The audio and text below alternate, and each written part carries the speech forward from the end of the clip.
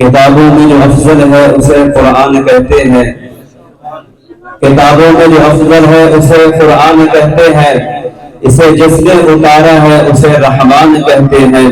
सजाए अपने सीने में जो उसके 30 पारों को, जमाने वाले उसको हाफिज़ कुरान कहते हैं। अभी आपके सामने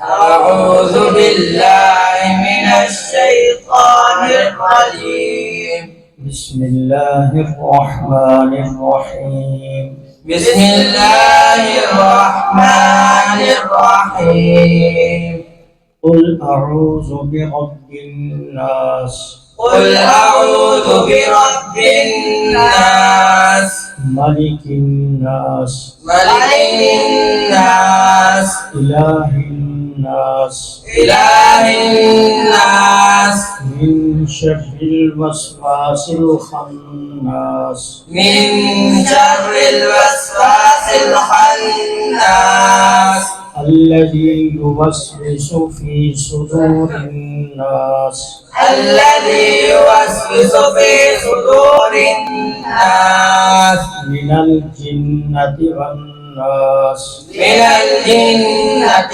والناس صدق الله العظيم صدق الله العظيم